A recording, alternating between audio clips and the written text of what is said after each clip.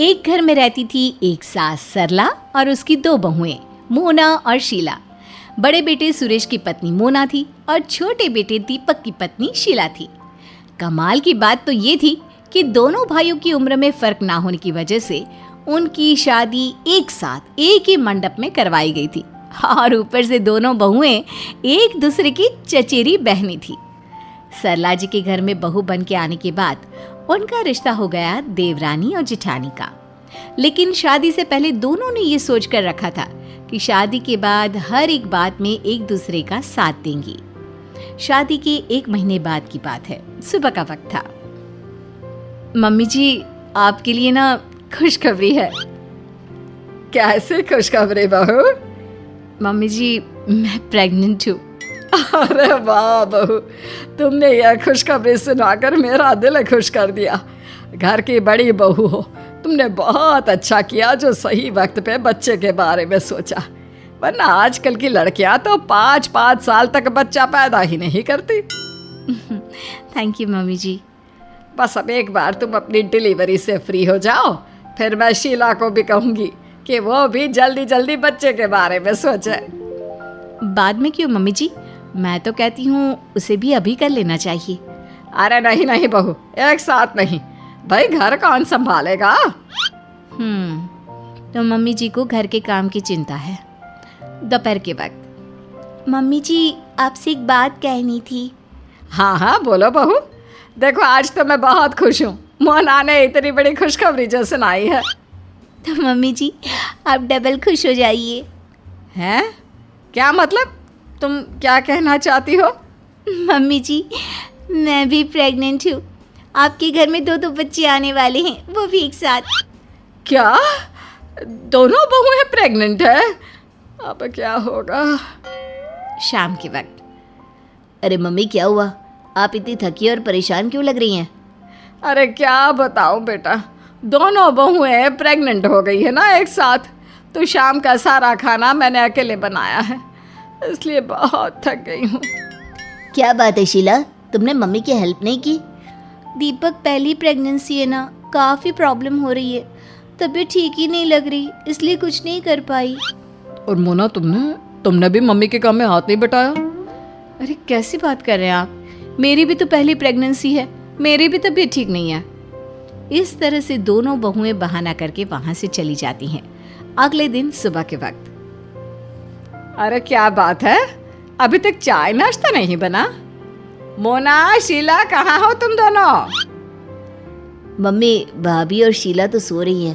कह रही थी कि दोनों को सुबह सुबह चक्कर आते हैं। हाँ मम्मी, अब आप जल्दी से नाश्ता बना दो क्योंकि हम दोनों को काम पे निकलना है। सोचा था बहुओं के आने के बाद थोड़ा आराम मिलेगा, यहाँ तो काम ही बढ़ गया।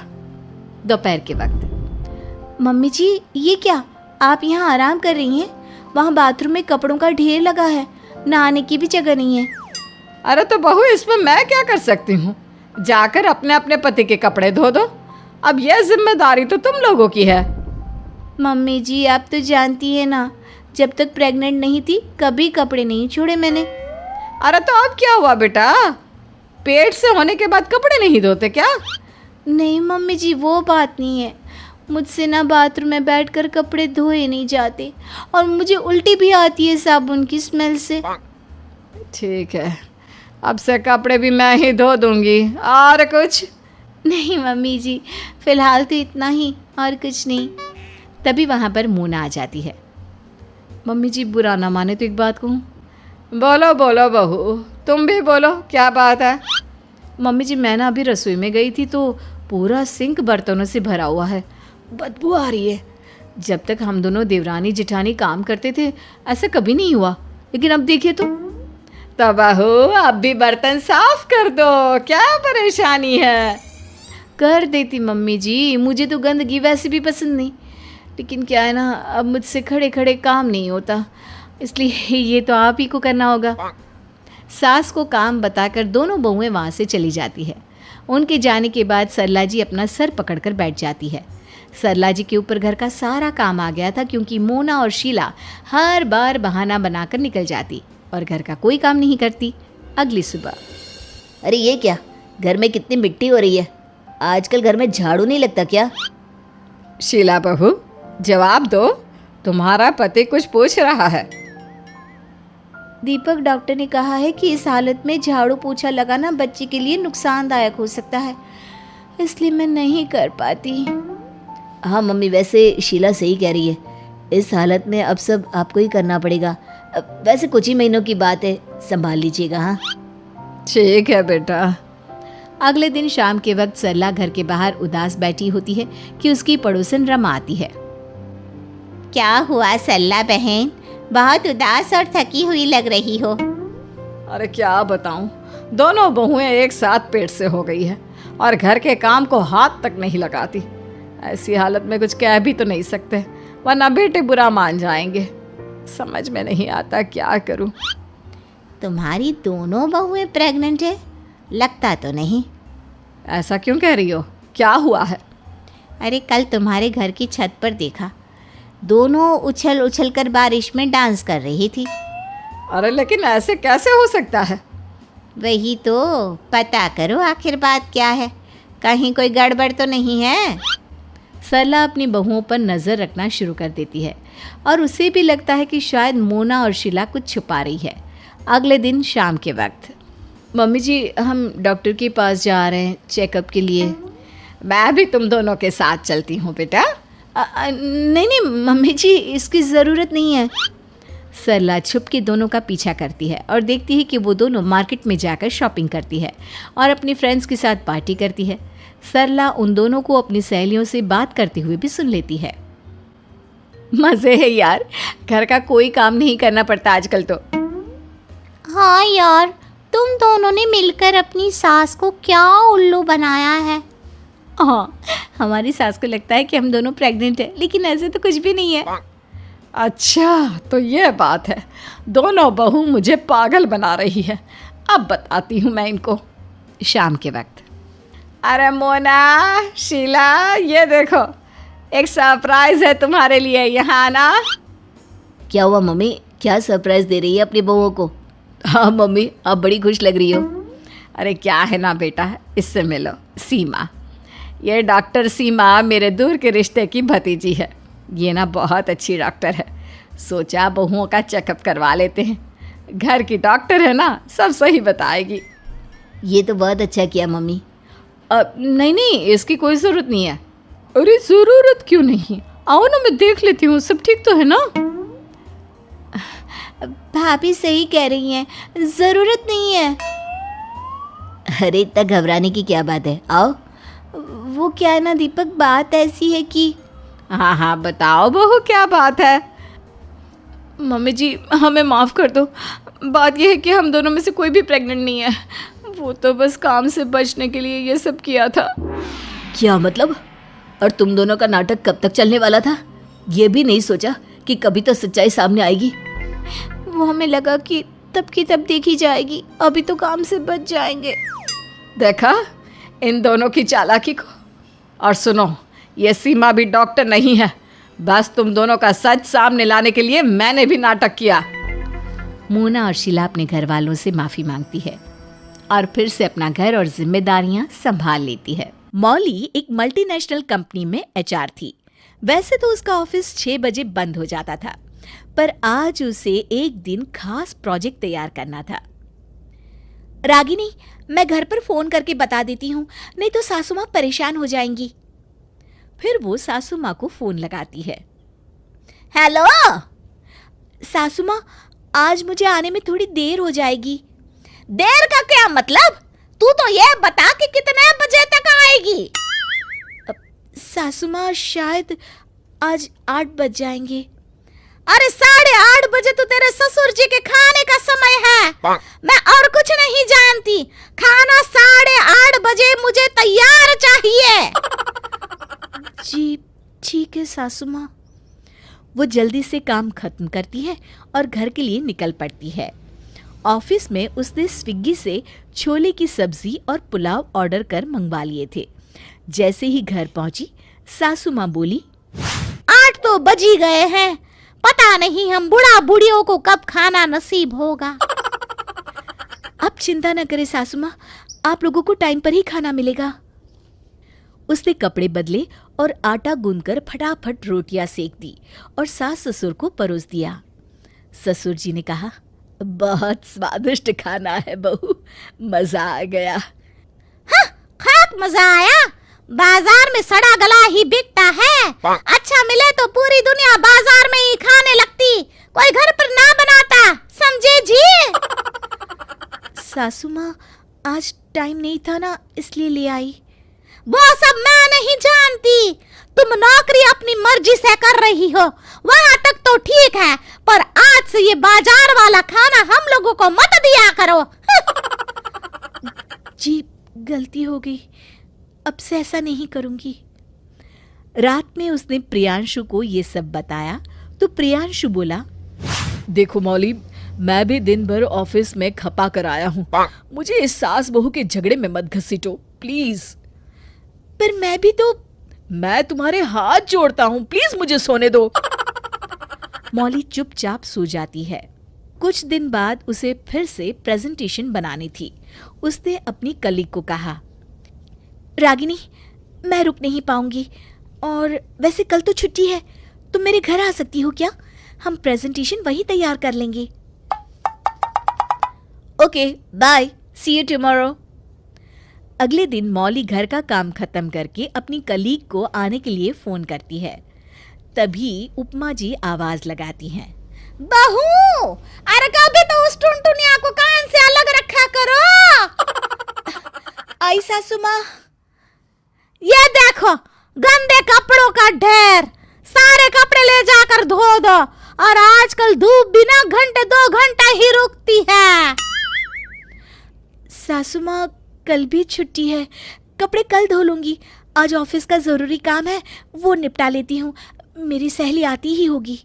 अरे जितनी देर बातों में लगा रही हो, उतनी देर में तो मशीन लगा दी होती। मशीन लगाकर मौली ने एक राउंड के कपड़े निकालकर सूखने के लिए फैलाए ही थे कि रागिनी आ गई। वो जाकर लैपटॉप में काम करने लगी। बीच में मशीन का बजर बजने लगा तो सासू माँ चिल्लाकर बोली, अरे जैसे ही आंख लगती है ये मशीन में आवाज करने लगती है, बंद करो इसे, सर फटा जा रहा है इसकी आवाज से। सॉरी रागिनी, मैं अभी आती हूँ 2 मिनट में। मौली रागिनी को सॉरी बोलकर कपड़े धोकर फैलाती है और फिर से काम करने लगती है। थोड़ी देर के बाद, अरे बहू, जब धूप चली गई है तो ये कपड़े फिर से गीले करने के लिए बाहर डाल रखे हैं क्या? बस सासू माँ, 15 मिनट और, फिर उठा लेती हूँ। जिससे कपड़ों में लाल चींटियां हो जाए और मुझे काट खाए, और आखिर यही तो चाहती हो तुम, है ना? मौली, इसे मैं अपने घर जाकर कंप्लीट कर लूंगी, बाय। ये कहकर रागिनी चली गई। अब मौली अंदर से परेशान रहने लगी। एक दिन रागिनी ने पूछा, क्या हुआ मौली, कुछ दिन से बहुत परेशान दिखती हो। एक बड़ी सांस लेकर मौली ने कहा, अब तुमसे क्या छुपाना रागिनी, मैं अपनी सासू माँ की वजह से परेशान हूँ। वो मुझे ताना मारने और नीचा दिखाने का कोई मौका नहीं छोड़ती। ये तो मैंने भी देखा है। अच्छा सुन, मैं ना तुझे एक रामबाण इलाज बताती हूँ। फिर रागिनी ने मौली के कान में कुछ कहा। अच्छा, ये काम करेगा? अरे 100%। अब तो मौली मौका ढूंढ ही रही थी। जैसे ही घर गई कि उपमा जी ने कहा, अरे बहू, पिछले महीने मेरी किट्टी खुली थी, तो किट्टी पार्टिकल हमारे यहाँ है। मेरी सब सहेलियां कल आ रही हैं।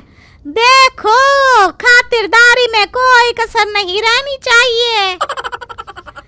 जी माँ जी। अगले दिन सबको नाश्ता करवाने के बाद पानी लाने में मौली को थोड़ी देर हुई कि उसकी सासू माँ ने चिल्ला कर कहा, अरे बहू, रसोई में कुआं खोद रही हो क्या? इतनी देर में तो मैं पूरे पटना को पानी पिला देती। सासू माँ, वैसे अभी देर नहीं हुई, आप ही पिला दीजिए पानी, और हाँ, साथ में चाय भी। मैं भी फालतू नहीं हूँ, ढेरों काम है मेरे पास। और हाँ, आइंदा से नाश्ता भी खुद ही बना लिया कीजिएगा। अरे बहू, क्या बोल रही हो? यही कि जब आप इतनी होशियार है और करतूती है तो क्यों दिन रात मेरी ही जान खाती हैं? उपमा जी ने पहली बार बहू का ये रूप देखा तो सक पका गई और हकलाते हुए बोली, कौन सा तरीका है बात करने का, वो भी इस तरह सबके सामने? तब मौली ने मुस्कुराते हुए कहा, आपने बिल्कुल सही कहा सासू माँ, ये कौन सा तरीका है बात करने का, वो भी इस तरह सबके सामने? तो फिर बुरा लगा ना आपको? मुझे भी इसी तरह बुरा लगता है जब आप सबके सामने मेरी बेइज्जती करती हैं। मैं बहू हूं तो क्या हुआ, मैं भी इंसान हूं। सच कहा बहू, गलती हो गई, माफ कर देना बहू। नहीं माँ जी, आप मुझे माफ कर दीजिए, मुझे ऐसा नहीं करना चाहिए। ये कहते हुए वो पैर छूने को झुकी, पर उपमा जी ने उसे गले से लगा लिया। मुझे माफ कर दे बहू, तूने तो मेरी आंखें खोल दी। शिक्षा, हमें दूसरों के साथ वो व्यवहार नहीं करना चाहिए जो हमें स्वयं के लिए पसंद ना हो। नीला मंदिर में लड्डू बांट रही थी। अरे खाओ खाओ, आज तो मैं बहुत खुश हूँ। क्या हुआ नीला, आज ये मिठाई किस खुशी में? अरे मेरी प्यारी सहेली, तुझे नहीं पता, मैं सास बनने वाली हूँ। पराग की शादी तय हो गई है। अरे वाह, अब तू समझेगी बहुओं की बुराई करने का सुख क्या होता है। अरे शुभ शुभ बोल, मेरी होने वाली बहू नेहा बहुत अच्छी है, मुझे माँ की तरह प्यार करेगी। अरे रहने दे, सास सास ही होती है, ये सब ना 2 दिन के नाटक है, फिर वो तुझे अपनी उंगलियों पर ऐसी नचाएगी जैसे सपेरा बीन पर नागिन को नचाता है। क्या तूने मुझे नागिन कहा? अरे नहीं, मैंने तो तेरी बहू को सपेरा कहा। अब तू मेरी बात ध्यान से सुन, अगर तूने शुरुआत से लगाम नहीं लगाई तो तेरी बहू तेरे सर पर चढ़ जाएगी। क्या मतलब? विनीता नीला को कान में कुछ समझाती है। ठीक है, मैं ऐसा ही करूंगी। चल फिर मिलते हैं। पराग और नेहा की शादी हो जाती है। अगली सुबह रसोई में, सुन नेहा, इस घर में आज तक जो मैंने चाहा वही हुआ है और आगे भी ऐसा ही रहेगा। खाने में क्या बनेगा ये भी रोज मैं ही तय करूंगी। आप बिल्कुल सही कह रही हैं मम्मी जी। वैसे भी जब बड़े घर में है तो सब काम उनकी राय लेकर ही किया जाना चाहिए ना। मैं आपके पास ही आ रही थी ये पूछने के लिए कि आज क्या बनाऊं। अरे ये तो उल्टा जवाब ही नहीं दे रही, अब क्या कहूँ? जरूर अच्छा बनने का नाटक कर रही होगी। देख नेहा, पराग हर महीने अपनी जरूरत के अनुसार पैसे निकाल कर बाकी तनख्वाह बाबूजी के हाथ में रख देता है। तुम इस गलतफहमी में मत रहना कि आगे से उसकी तनख्वाह पर तुम्हारा हक होगा। अरे मम्मी जी, कैसी बातें कर रही हैं आप? बाबूजी और आप जिस तरह से घर चलाते आए हैं वो सीखने में मुझे सालों लग जाएंगे। तो पैसे वैसे तो सब हमेशा आप लोगों के हाथ में ही रहने चाहिए। मुझे जब भी चाहिए होंगे आपसे मांग लूंगी मम्मी जी। अरे ये तो मेरी हर बात मानती जा रही है, अब मैं इसे ताने कैसे मारूं? नीला सोफे पर बैठी है। पराग जल्दबाजी में घर में घुसता है। अरे इतनी जल्दी घर आ गया? हाँ माँ, नेहा ने फिल्म की टिकट्स बुक की है। उसने फ़ोन करके बताया कि शाम 7:30 का शो है। शुरू हो गया नाटक। अभी अभी शादी हुई है और घर की जिम्मेदारी संभालने की जगह इसे फिल्म देखने जाना है। अरे तुम दोनों फिल्म देखने जाओगे तो मैं घर काम करूंगी क्या? हाय, क्या यही दिन देखने के लिए मैं सास बनी थी? तभी नेहा कमरे में आती है। अरे नहीं मम्मी जी, आप लोगों को घर में छोड़कर हम कहाँ जाएंगे? फिल्म देखने हम चारों जा रहे हैं और खाना तो मैंने पहले से ही बना कर रख दिया है। अब जल्दी से आप तैयार हो जाइए ना। हे भगवान, मेरे तो सारे दांव उल्टे पड़ रहे हैं। कुछ दिन बाद माँ, नेहा के भाई का फ़ोन आया था। अगले महीने उनके यहाँ शादी है, हम सबको बुलाया है। अरे पर अगले महीने तो तेरे ताऊ जी के यहाँ भी शादी है ना, हम सबको वहाँ जाना है। अच्छा माँ, मैं नेहा से बात करता हूँ। चाहे तो हम दोनों नेहा के यहाँ चले जाते हैं, आप और बाऊजी ताऊ जी के यहाँ हो आइए। हाय राम, तू तो अभी से हमें अलग करने लगा। ये सब पट्टी तुझे नेहा ने ही पढ़ाई होगी, है ना? अरे मैं तो लुट गई, बर्बाद हो गई। अब धीरे धीरे तू हर जगह मुझे और बाबूजी को अलग कर देगा, फिर हमें घर से भी निकाल देगा। हाय। तभी नेहा आ जाती है। अरे ये सब क्या कह रही हैं आप मम्मी जी? पराग, आप भी ना। दोनों शादियों में 1 हफ्ते का अंतर है। हम सभी लोग दोनों जगह जाएंगे। क्या? हे भगवान, ये कैसी बहू दी है तूने मुझे। रात को नीला बेड पर बैठी है। नीला, मैं देख रहा हूँ जब से पराग की शादी हुई है तुम बहुत बदल गई हो। बात बात पर बहू और पराग से उलझती रहती हो। मैं आपको क्या बताऊं जी, ये सब करने के लिए मुझे विनीता ने कहा था। उसने बताया कि वो कैसे अपनी बहू पर लगाम रखती है, पर उसने जो जो बताया था नेहा तो वैसा कुछ करती ही नहीं। तो ये बात है। अरे तुम भी किसकी बातों में आकर अपनी समझदार बहू को परेशान कर रही हो। विनीता के इसी व्यवहार के कारण उसकी बहू उससे बुरा बर्ताव करती है। अगर तुम चाहती हो कि नेहा तुम्हारी बेटी बनकर रहे तो तुम्हें भी तो उसे माँ का प्यार देना होगा ना। जी, आप सही कह रहे हैं, मैंने बहुत गलत किया। अगली सुबह, मम्मी जी नाश्ते में क्या बनाऊं? अरे जो तू चाहे बेटा, आखिर ये तेरा घर है। नेहा आगे बढ़कर नीला की गले लग जाती है।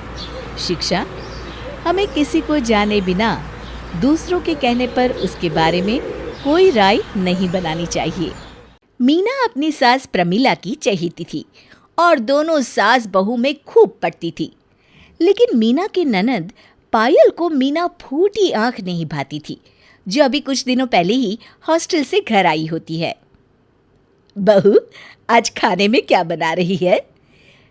जी माँ जी, मैं आपके लिए ऐसा खाना बना रही हूँ कि आज आप अपनी उंगलियां चाटती रह जाओगी। बस थोड़ी देर में लेकर आती हूँ। हाँ बहू, आज कुछ ना चटपटा सा खाना बना। आज तो संडे है, कम से कम आज तो ज़बान का स्वाद बदल लेते हैं। अच्छा, तो ये बात है। अभी मैं तुम दोनों की ज़बान का स्वाद बदलती हूँ। मीना रसोई घर में खाना बना रही होती है। तभी एक काम करती हूँ, इस खाने में बहुत सारा मसाला डाल देती हूँ। प्रमिला खाने में बहुत ज़्यादा गरम मसाला डाल देती है। मीना अपनी सास के लिए खाना लेकर हॉल में जाती है। ये लीजिए माँ जी, गर्मा गर्म खाना। अरे वाह बहू, खुशबू तो बड़ी अच्छी आ रही है। प्रमिला जैसे ही खाना चखती है, अरे बहू, ये क्या है? इसमें तो सारा मसाला भरा पड़ा है। क्या बात कर रही हैं माँ जी? मीना खाना चख कर देखती है। अरे हाँ, सच में खाने में तो मसाला कुछ ज़्यादा ही पड़ गया है। मुझे माफ़ करिए माँ जी, पता नहीं ये कैसे हो गया। अरे नहीं नहीं बहू, चल छोड़, छोटी मोटी गलतियाँ तो सबसे होती रहती है। मेरे हाथों से भी कभी कभी ऐसा हो जाता है। एक काम करते हैं, आज किसी अच्छे रेस्टोरेंट से खाना मंगा लेते हैं। कुछ बढ़िया सा ऑर्डर कर बेटा। हाँ, ये ठीक रहेगा माँ जी, मैं अभी ऑर्डर कर देती हूँ। थोड़ी देर के बाद रेस्टोरेंट से खाना आ जाता है और दोनों सास बहू मज़े से खाना खाती हैं। अरे धत तेरी की, मेरी माँ को तो इस मीना की बच्ची पर जरा भी गुस्सा नहीं आता। दोनों में बिल्कुल झगड़ा नहीं हुआ। ऐसी सास बहू की जोड़ी तो मैंने आज तक नहीं देखी। फिर कुछ दिनों के बाद, माँ जी, मोहित का फ़ोन आया था। शाम को मुझे अपनी ऑफिस के पार्टी में ले जा रहे हैं। मैं घर के दूसरे काम कर लेती हूँ, तब तक आप मेरी साड़ी प्रेस कर दीजिए ना। अरे ठीक है बहू, मैं अभी कर देती हूँ। प्रमिला अपनी बहू की साड़ी प्रेस कर रही होती है। तभी उसे कुछ काम याद आता है और वो प्रेस बगल में रखकर चली जाती हैं। अब इस मीना की साड़ी को प्रेस मैं करूंगी। पायल गरम गरम प्रेस साड़ी के ऊपर रखकर वहां से चली जाती है। साड़ी जल उठती है और देखते ही देखते चारों तरफ धुआं फैल जाता है। हे भगवान! अरे बाजी, मेरी साड़ी जल गई। अरे ये क्या हो गया? समझ में नहीं आता बहू। मैं तो प्रेस साड़ी से दूर रख कर गई थी, पता नहीं तेरी साड़ी कैसे जल गई। अरे ये क्या हो गया भाभी? आपकी नई साड़ी तो किसी काम की नहीं रह गई। साड़ी बहुत महंगी थी क्या भाभी? हाँ पायल, महंगी थी। मुझे माफ कर दे बहू, मेरी लापरवाही की वजह से तेरी साड़ी जल गई। अरे नहीं माँ जी, एक साड़ी के लिए आप माफ़ी क्यों मांग रही हैं? कोई बात नहीं, मैं दूसरी साड़ी पहनकर चली जाऊंगी। लेकिन हाँ, इसके बदले आपको मुझे नई साड़ी लेकर देनी पड़ेगी। अरे बहू, ये भी कोई बोलने की बात है?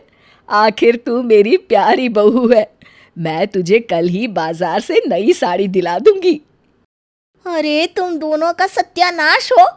पता नहीं ये सास बहू आखिर किस मिट्टी की बनी है, कभी एक दूसरे से झगड़ती ही नहीं। लेकिन मैं भी हार मानने वाली नहीं हूँ। फिर एक दिन, माँ ये लो मेरी तनख्वाह, और ये मैं घर के लिए कुछ सामान लेकर आया हूँ। अच्छा हुआ बेटा, तू आज तनख्वाह ले आया, कल चिंटू की स्कूल की फीस भरनी है। अच्छा माँ, अब मैं किसी काम से बाहर जा रहा हूँ, शाम को लौटूंगा। इतना कहकर मोहित वहाँ से चला जाता है। अरे मीना बहू, यहाँ आना। जी कहिए माँ जी। ये पैसे रख, कल चिंटू की स्कूल की फीस भरनी है ना। मीना पैसे अपने पर्स में रख देती है। लगभग आधी रात को सबके सोने के बाद पायल मीना के कमरे में जाके उसके पर्स में रखे पैसे चुरा लेती है, लेकिन चिंटू उसे चोरी करते देख लेता है। अगली सुबह, अरे बहू, आज चिंटू की स्कूल की फीस जमा करवानी है, याद है ना तुझे? जी माँ जी, मुझे याद है, बस मैं स्कूल के लिए चिंटू को लेकर निकल ही रही हूँ। मीना अपने बेटे चिंटू को लेकर स्कूल के लिए घर से निकल जाती है। स्कूल पहुंचकर मीना अपना पर्स देखती है तो उसके पर्स में पैसे नहीं होते। मीना घर वापस आ जाती है। अरे बहू, क्या हुआ? इतनी जल्दी कैसे आ गई? और बड़ी परेशान दिखाई दे रही है, क्या हुआ बेटा?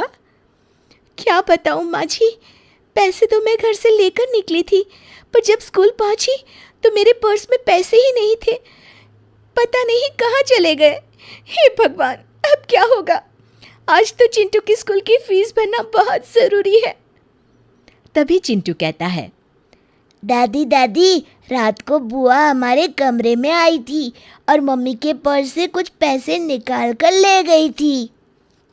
अच्छा, तो ये बात है। क्यों पायल, ये सच है? बहू के पर्स से पैसे तूने निकाले हैं? माँ, वो दरअसल।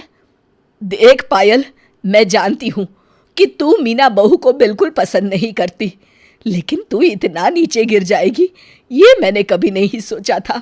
आज तो तूने हद कर दी। तभी वहां मोहित आ जाता है। वाह पायल, आज तो बहुत बड़ा नाम कमा लिया तूने। हमने तुझे ये संस्कार दिए हैं। तू चाहती थी कि इस घर में सिर्फ तेरी चले, इसलिए तू इन सब हरकतों पर उतर आई। जरा सोच, कल को तेरी शादी होगी और तेरे ससुराल में कोई तेरे साथ ऐसा करेगा, तब तुझ पर क्या बीतेगी? अब बस करिए जी, बच्ची है, गलती हो जाती है। पायल रोते हुए मीना के गले लग जाती है। मुझे माफ कर दीजिए भाभी, मैं हमेशा से आपको गलत समझती आई हूँ। अरे आज आखिरी दिन है, कोई तो चलकर मेरी स्कूल की फीस भर दो। सभी हंसने लगते हैं। शिक्षा, हमें हमेशा मिलजुल कर साथ रहना चाहिए।